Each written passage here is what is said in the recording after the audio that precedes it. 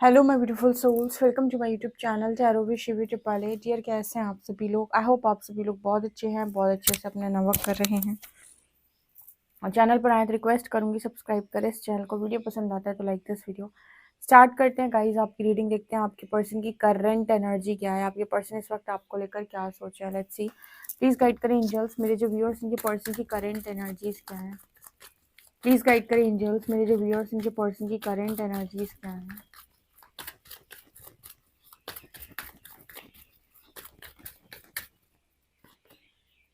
Star seeds, oh my god, manifestation,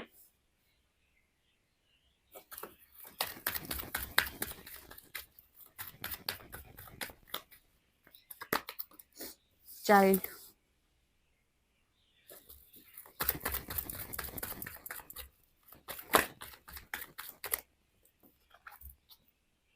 karmic partner,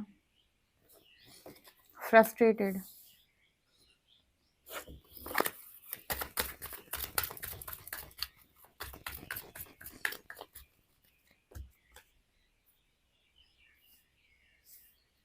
conflict, patience,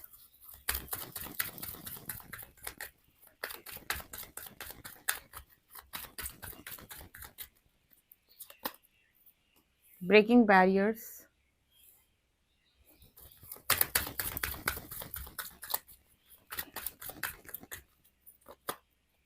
angel number 1 2 3,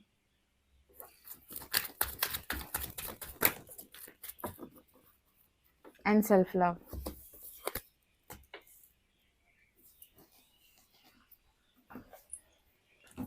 okay guys, तो यहाँ पर क्या नज़र आ रहा है? यहाँ पर सबसे पहले मुझे यहाँ पर ये दिखाई दे रहा है कि ये जो रीडिंग है स्टार सीड्स के लिए है।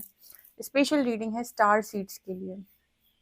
जो स्टार सीड्स कपल हैं या जोड़ी में आए हैं, दोनों ही, उनके लिए स्ट्रॉन्ग रीडिंग मुझे यहाँ पर दिखाई दे रही है।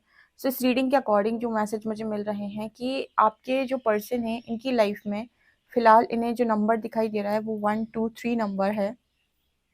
और ये नंबर इस पर्सन को ये बता रहा है असेंशन का नंबर है। एक तरीके से ये दिखाता है ग्रोथ को। इस चीज़ की बात कर रहा है कि इस पर्सन की लाइफ में अगर कोई भी कार्मिक पार्टनर है तो वो रिलीज हो रहा है। अच्छा, एक बात बताओ, किसी को पता है कि स्टार सीड्स जितने भी होते हैं या जितने भी डिवाइन सीड्स होते हैं, ये लाइफ में कार्मिक एनर्जी को अट्रैक्ट क्यों करते हैं? कार्मिक पार्टनर इस तरीके की एनर्जी में क्यों फंस जाते हैं? कहीं ना कहीं इनकी जो लाइफ है, जैसे मैं पहले भी बता चुकी हूँ, अगर इनके लिए कोई पर्पस डिज़ाइन किया गया है या फिर कुछ भी है, तो ये उस पर्पस तक तब तक नहीं पहुंचेंगे जब तक ये लाइफ में कोई सोल शॉक ना ले ले, या फिर तब तक जब तक ये डिवाइन को सरेंडर ना कर दें। तो बहुत अच्छा दिल होने की वजह से और खुद के बारे में कुछ भी ना पता होने की वजह से, एक तरीके से कहें कि अनअवेयर होने की वजह से, ये अपनी लाइफ में कार्मिक एनर्जी को अट्रैक्ट करते हैं पहले। और वही कार्मिक एनर्जी जो है वो इनको इनके रियल पाथ तक लेकर जाती है कि एक्चुअल में इन्हें क्या करना है।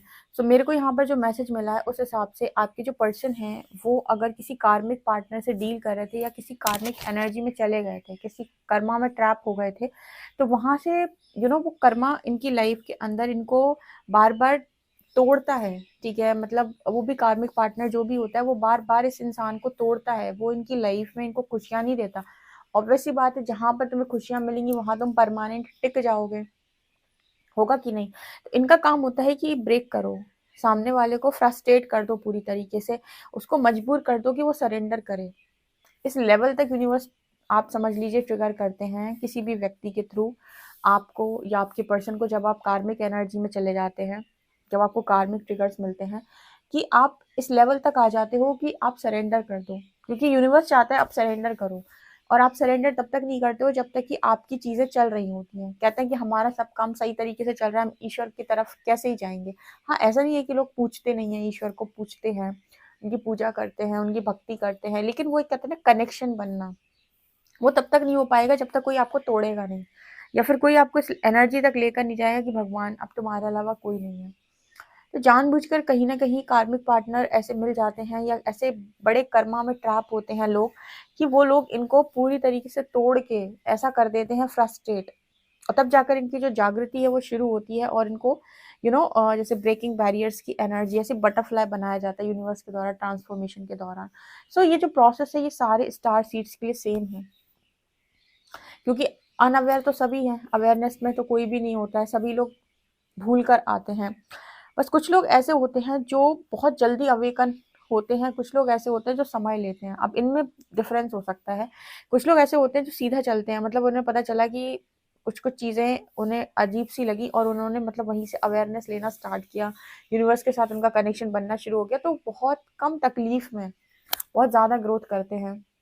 और कुछ लोग ऐसे होते हैं जो यूनिवर्स से डिटैच होके मतलब ज़्यादा इन चीज़ों में पड़ जाते हैं, तो वो यहाँ की तरफ ज़्यादा भागते हैं, तो उनकी थोड़ी-सी अवेकनिंग धीरे-धीरे करके होती है, मतलब अवेकनिंग उनकी धीरे-धीरे होती है, उनको ज़्यादा पेन महसूस होता है, क्योंकि वो अवेयरनेस में उनको यूनिवर्स लाना चाहता है और वो वापस से मैट्रिक्स में जाना चाहते हैं। मतलब वो मैट्रिक्स की तरफ दौड़ते वहाँ की चीज़ें उन्हें बहुत लुभा जाती हैं। हालाँकि ये बहुत कम लोगों के साथ रेज़ोनेट करेगा, क्योंकि वो हैं स्टार सीड्स, तो उनकी सोल कॉलिंग कहीं न कहीं होती है।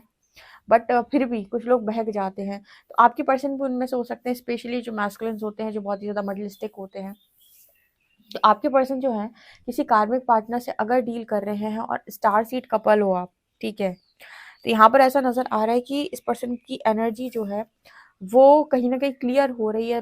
फिलहाल ऐसा है कि पर्सन बहुत ही ज़्यादा फ्रस्ट्रेटेड महसूस कर रहे हैं, ठीक है? इनको लगता है घर में ही ना आएँ, गो आउटसाइड की एनर्जी है। गो आउटसाइड की एनर्जी ये दिखाती है कि मतलब बाहर रहना। क्योंकि फ्रस्ट्रेट के साथ जब भी ये एनर्जी निकल के आती है ना, फ्रस्ट्रेट एंड गो आउटसाइड, ये दोनों कार्ड्स मुझे इस चीज़ की बात करते हैं कि इंसान को अपने ही घर में बहुत ज़्यादा घुटन हो रही है, या फिर वो जहाँ पर है वहाँ रहना नहीं चाहता। स्पेशली अगर कोई कार्मिक पार्टनर एक घर के अंदर है तो वहाँ पर तो इंसान का रहना मुश्किल हो जाता है। तो उसको लगता है कि ऐसे बाहर हीलिंग फील होती है, पेड़ पहाड़ों के पास, ठीक है, या नदियों के पास, या फिर ड्राइविंग करते वक़्त, ठीक है, किसी प्लेस पर घूमना, हीलिंग प्लेस पर जाना, जैसे हम कैलाश वगैरह की बात करते हैं, तो ऐसी जगहों पर ये लोग ज़्यादा सेफ फ़ील करते हैं या ज़्यादा हीलिंग फ़ील करते हैं। ओके, वहीं पर जाकर इनका कनेक्शन जो है वो प्रकृति के साथ, डिवाइन के साथ, खुद के साथ बन पाता है आइसोलेशन में। सो फिलहाल मुझे यहाँ पर ऐसा नज़र आ रहा है कि इस पर्सन की लाइफ में बहुत स्ट्रगल है, और ये पर्सन की शायद मैनिफेस्टेशन भी अभी कंप्लीट नहीं हो रही। ऑब्वियस सी बात है, जब आप बहुत ज़्यादा लो वाइब्रेशन में चले जाएँगे, आपकी जो ऊर्जा है वो लोग ड्रेन करेंगे, ठीक है? आपकी एनर्जी जब ड्रेन होने लगेगी कार्मिक पार्टनर्स में, तो आपकी मैनिफेस्टेशन वर्क कैसे करेगी? सोच के देखो। आपका मैनिफेस्टेशन तो तब वर्क करता है जब आप बहुत ज़्यादा ऊर्जावान होते हैं, हाई एनर्जी होती है, हाई वाइब्रेशन होती है, और ब्लॉकेजेस नहीं होते, तब आपका मैनिफेस्टेशन लगता है। स्पेशली पता है स्टार सीड्स का जो मैनिफेस्टेशन है वो पॉजिटिव और नेगेटिव दोनों लग जाता है। इसीलिए तो इनका नेगेटिव में रहना बहुत ज़्यादा, मतलब कह सकते हैं कि बहुत ज़्यादा तकलीफ दे हो जाएगा अगर ये ज़्यादा लंबे समय तक नेगेटिव एनर्जीज के साथ रहे, बिकॉज इनका नेगेटिव मैनिफेस्टेशन भी लग जाता है। जैसे अगर ये नेगेटिव एनर्जी आसपास बहुत ज़्यादा टॉक्सिसिटी है, नेगेटिविटी है, तो इनकी कुछ नेगेटिव चीज़ें, इनके दिमाग नेगेटिविटी से भरेगा और वो चीज़ें भी इनकी लाइफ के अंदर मैनिफेस्ट होने लगती है, क्योंकि स्टार सीड्स का मैनिफेस्टेशन बहुत ही ज़्यादा तगड़ा होता है। मतलब वो जो सोचते हैं वो चीज़ें होती हैं, चाहे अगर वो पॉजिटिव हो चाहे वो नेगेटिव हो। तो इनके लिए बहुत इंपॉर्टेंट है कि दिशा दी जाए, बताया जाए कि एक्चुअली में सोचना क्या है, क्या मैनिफेस्ट करना है एग्जैक्टली, एंड पॉजिटिव रहा जाए, बहुत ही ज़्यादा पॉजिटिवली मैनिफेस्ट किया जाए। तो इस वजह से यहाँ पर पेशेंस की एनर्जी आ रही है। हो सकता है कि अभी मैनिफेस्टेशन उस तरीके से कंप्लीट नहीं हो रही, डिले हो रहा है, या पेशेंस रखने के लिए बोला जा रहा है। एक्चुअली क्या है कि जो भी पर्सन है, इनर चाइल्ड इश्यूज बहुत ज़्यादा हैं, इनर चाइल्ड इश्यूज बहुत ज़्यादा हैं, और कुछ लोगों के लिए kids are present in the situation, कुछ लोगों के लिए कार्मिक पार्टनर की एनर्जी है तो किड्स की एनर्जी भी है, यहाँ पर चाइल्ड की एनर्जी भी है। मतलब अगर कार्मिक पार्टनर है तो यहाँ पर कुछ लोगों के लिए किड्स की एनर्जी भी निकल के आ रही है, ठीक है? क्योंकि आपको जो भी नेगेटिव एनर्जीज होती हैं वो आपको ट्रैप करने की कोशिश करती हैं, तो कहीं ना कहीं आपको तो याद नहीं होता है, आपको पता नहीं होता है, ठीक है? लेकिन वो एनर्जीज़ बहुत अच्छे तरीके से जानती हैं, तो वो आपको ट्रैप कर लेती हैं, आपको इस तरह की चीज़ों में फँसा देती हैं ताकि आप, कहते हैं ना मैट्रिक्स माइंड, आप निकल ही ना पाओ, ठीक है? आप इस सिचुएशन से बाहर ही ना निकल पाओ। फिलहाल मुझे यहाँ पर ऐसा नज़र आ रहा है कि बहुत सारी कॉन्फ्लिक्ट्स इस पर्सन की लाइफ में चल रही है, और ये तब तक चलती रहेगी जब तक कि यहाँ पर लिखा है recognise your true home and identity. जब तक ये पर्सन अपना ट्रू होम या ट्रू आइडेंटिटी को जब तक ये पर्सन रिकॉग्नाइज नहीं कर लेते, समझ नहीं जाते, याद नहीं आ जाता इस पर्सन को, तब तक इनकी लाइफ में कॉन्टीन्यूसली कॉन्फ्लिक्टेड एनर्जी रहने वाली है। यानी कि इस पर्सन की लाइफ में मुझे नहीं लगता कि बहुत आसानी से चीज़ें ठीक होती हैं। ऑब्वियसली बात है, जब तक आप वो नहीं कर लेते जो यूनिवर्स ने आपको टास्क दिया है, आप खुद को पहचान नहीं लेते, अपने पर्पस पे नहीं आ जाते, तब तक आपकी लाइफ में चीज़ें सेटल नहीं होती हैं पूरी तरीके से। एनर्जी स्टार सीड्स के लिए है, ठीक है। अगर ये कार्मिक पार्टनर के साथ भी है तो बार बार इनको ट्रिगर आते हैं कि वो इंसान इनको छोड़े या फिर ये इंसान उनको छोड़े, ठीक है। ट्रिगर आते हैं कि ये इंसान जो है असेंट हो और इस सिचुएशन से रिलीज कर पाए खुद को, ठीक है। तो ये जो प्रोसेस है इसमें इंसान बहुत ज़्यादा फ्रस्ट्रेट होता है, तो आपके पर्सन की एनर्जी में भी फ्रस्ट्रेशन वाली मुझे नज़र आ रही है, जो बहुत ही ज़्यादा डिफ़िकल्ट है, राइट। ओके, यहाँ पर एनर्जी है सेल्फ लव। फिलहाल तो इस पर्सन को सेल्फ लव सिखाया जा रहा है, जो आपको सिखाया गया था कि सेल्फ लव किसे कहते हैं, अपने आप को चूज़ करना किसे कहते हैं, राइट चॉइसेस बनाना किसे कहते हैं। और इनका परसेप्शन शिफ्ट किया जा रहा है, जिस तरीके से ये अभी तक दुनिया को देखते थे वो चेंज किया जा रहा है। ओके, और चोजन वन की एनर्जी है, सो यस यहाँ पर चोजन वन है। देखो, जब ये चोजन वन या फिर इस तरीके के जो वर्ड्स आते हैं ना, चोजन वन, डिवाइन सीड्स, तो जैसे इनको मतलब इस अवेयरनेस के साथ लेना इन वर्ड्स को कि हाँ शायद ये चीज़ें पॉसिबल हो सकती है मेरे लिए। अपने आप को ऑब्जर्व करना है, ना कि मैं कुछ महान हूँ। ये अगेन ईगो सेल्फ की एनर्जी होती है कि मैं कुछ महान हूँ, मैं कुछ अलग हूँ।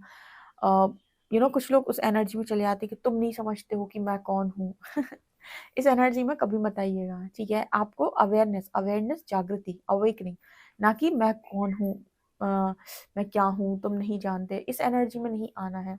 अवेयरनेस से समझना है कि मेरी लाइफ डिफरेंट क्या क्यों है, और मुझे इतने सारे टास्क क्यों दिए जा रहे हैं, स्ट्रगल क्यों क्रिएट हो रहा है, और क्या यूनिवर्स मुझसे चाहता है, यानी कि यूनिवर्स मुझसे क्या काम लेना चाहते हैं। आपको इन क्वेश्चन के आंसर्स ढूंढने होते हैं, एक बार वो मिल जाते हैं आप अपना काम शुरू कर सकते हो।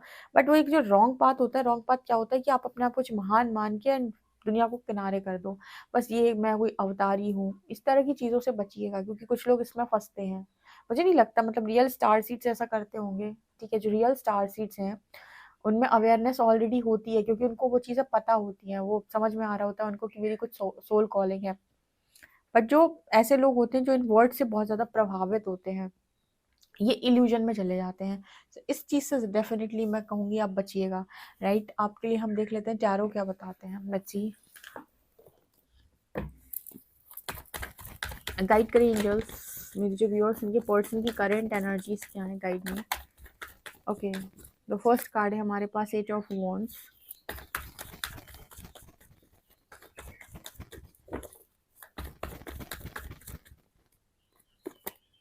फूल,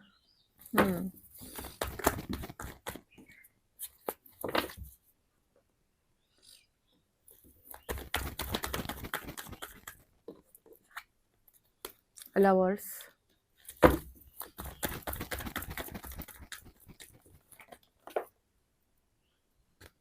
seven of swords and four of wands. Okay, यहाँ पर एक मैसेज निकल के आ रहा है कि कैसे हम इस चीज़ को अंडरस्टैंड करें कि हम स्टार सीड हैं या फिर क्या है स्टार सीड का सबसे बड़ा साइन है। अगर आप एक रियल स्टार सीड है तो उसका सबसे बड़ा साइन ये है कि आपको एक चीज़ सबसे ज़्यादा पसंद होगी, वो है फ्रीडम।